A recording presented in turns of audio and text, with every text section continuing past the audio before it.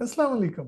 आज मैं आपको कुछ टिप्स दूंगा कि प्रोक्रेस्टिनेशन जो है, जो हमें चीज़ों में तख़ीर करने की एक आदत पड़ जाती है और डेडलाइन तक जो है वो इंतज़ार करते हैं हम कि जी अब काम करेंगे और आज नहीं कल, आज नहीं कल। उस प्रोक्रेस्टिनेशन को ओवरकम कैसे किया जाए, तो आइए बात करते हैं। सबसे पहली जो चीज़ है जिसका हमें ख्याल रखना है वो ये है कि समझना है कि प्रोक्रेस्टिनेशन होती क्या। प्रोक्रेस्टिनेशन अक्सर हम ये समझ रहे होते हैं कि ये लेजीनेस है, सुस्ती है, लेकिन इसके पीछे असल रीज़न जो है वो काम के सही ना होने की तशवीश है, एंग्जाइटी है, परेशानी है। सो हम उस परेशानी को अवॉइड करने के लिए, यानी उस टास्क की जो वजह से जो हमें एंग्जाइटी होगी उसको दूर करने के लिए, अवॉइड करने के लिए, इवेड करने के लिए हम क्या करते हैं? प्रोक्रेस्टिनेट करते हैं, सुस्ती का मुजाहरा करते हैं। तो कहते तो हम उसे सुस्ती, जैसे कि उसको हम ट्रांसलेट करते हैं इनटू लेजीनेस, लेकिन होती ये क्या, ये अवॉइडेंस है। ये काम की अवॉइडेंस जो है वो इसलिए परेशान कुन हो सकती है क्योंकि हमारे जो गोल्स हैं, हमारे जो मकासद हैं, उन्हें पूरा करने के लिए वो टास्क बहुत ज़रूरी है। अब वो टास्क बहुत ज़रूरी हैं, बल्कि क्रूशल हैं, यानी अगर आपने मेहनत करनी है, पढ़ाई करनी है, तो वो एग्ज़ाम पास करने के लिए ज़रूरी है। और एग्ज़ाम पास करना जो है वो आपके क्या कहते हैं, ग्रेजुएट करने के लिए बड़ा ज़रूरी है, और ग्रेजुएट करना जो है वो आगे आपके करियर के लिए बहुत ज़रूरी है। तो होता क्या है कि इन सारी चीज़ों के साथ एक एंग्जाइटी जुड़ी होती है, एक फियर ऑफ फेलियर जुड़ा होता है, और जो किताब देखते ही या उसका सोचते ही वो एंग्जाइटी जो है वो ऊद कर आती है, वो उभर आती है। और उस एंग्जाइटी को दबाने के लिए, उसे सप्रेस करने के लिए हम प्रोक्रेस्टिनेट करते हैं या सुस्ती का मुजाहरा करते हैं और कहते हैं यार अभी चल करते हैं, बाद में करेंगे। अच्छा, अब बाद में क्या होता है?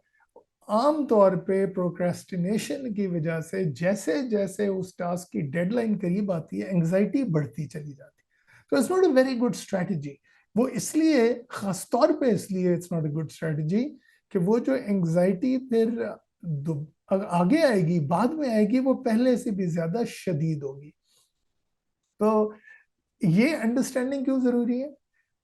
ये अंडरस्टैंडिंग इसलिए जरूरी है कि फिर इसे काबू कैसे करना है, इस प्रोक्रेस्टिनेशन को, ये आपको समझ में आ जाएगा। तो सबसे पहला टिप ये है कि आप रिलैक्सेशन के कोई तरीके ढूंढें। तो उसमें मैं आपसे ये कहूँगा कि मैंने यहाँ पे अगर आप इंफॉर्मेशन के टैब में ऊपर जाएंगे, लिंक दिया हुआ है, तो वहाँ से आपको मेरे वीडियोस मिल जाएंगे जो आपको रिलैक्स करने में मदद देंगे, सेल्फ हिप्नोसिस को इस्तेमाल करने में मदद देंगे, और इसी तरह एंग्जाइटी को कम करने में मदद देंगे। कुछ वीडियोस जो हैं वो इस सिलसिले में भी हैं।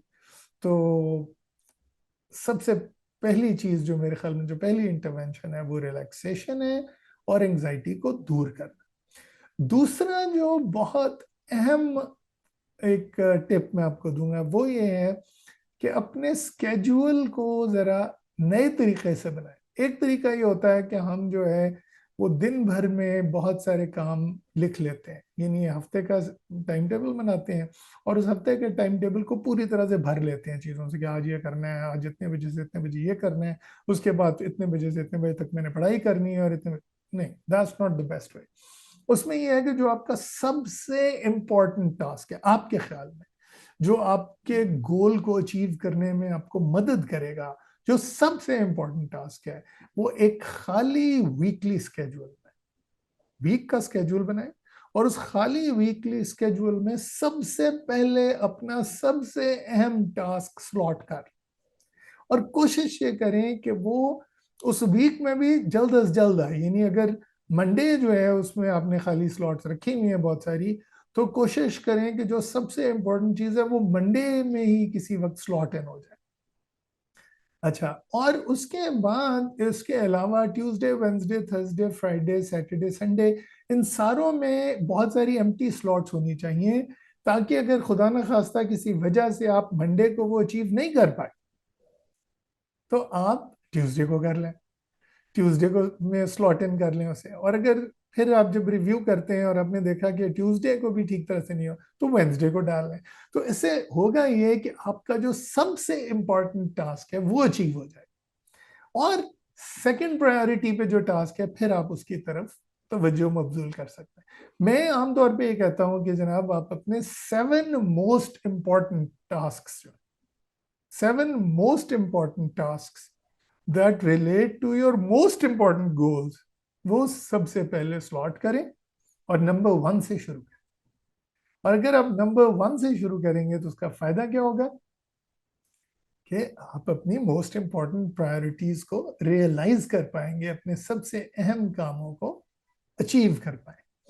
سو یہ تھا دوسرا ٹپ. اب تیسرا ٹپ میں آپ کو یہ دوں گا کہ اس ٹائم میں کچھ نہ کچھ ایسی ایکٹیویٹی ضرور کریں جو کہ ریوارڈ کا کام دے. سو مثلاً اگر آپ نے سوچا ہے کہ جی میں نے 3 گھنٹے پڑھنا ہے تو آدھا گھنٹہ پڑھنے کے بعد کوشش یہ کریں کہ ایک چھوٹی سی بریک لے کے 5-10 منٹ کی بریک لے کے کوئی ایسی چیز کریں جو آپ پسند کرتے ہیں. یہ عام طور پہ اپنی پروکریسٹینیشن کے دوران استعمال کرتے ہیں. جیسے کہ مثلاً فرض کریں آپ نے یوٹیوب پہ کوئی گانا سننا ہے یا انسٹاگرام میں جا کے کسی کوئی ریلز دیکھنی ہے جو آپ کو پسند ہے، تو اس کے لیے بہترین چیز جو ہے، بہترین ٹائم جو ہے وہ ہے in between your most important priorities, in between your most important tasks. تو وہ پھر یہ جو چیزیں ہیں یہ ریوارڈ کا کام کریں گی، لیکن وہاں بڑا ضروری ہے کہ ایک ٹائمر لگا دیں. تو یہ نہیں ہے کہ یہ انسٹاگرام پہ اسکرولنگ شروع ہوئی ہے تو اگلے 2-3 گھنٹے وہی چلتی رہی ہے، جو کہ عام طور پہ ہو جاتا ہے. That's a danger. تو وہاں پہ ٹائمر لگا لیں، اور جب 5-10-15 منٹ جتنے کی بھی آپ نے بریک لی ہے ایز اے ریوارڈ اسے وہیں پہ ختم کر دیں through the use of timer. تو آج کے لیے اتنا ہی ویورز، اور میں مزید ٹپس لے کے پروڈکٹیوٹی انہینس کرنے کی اور پروکریسٹینیشن دور کرنے کی اور اپنا کام وقت پہ کرنے کی اور اپنے مقاصد، اپنے گولز اچیو کرنے کی ویڈیوز آپ کے پاس لاتا رہوں گا. Thank you very much. خدا حافظ.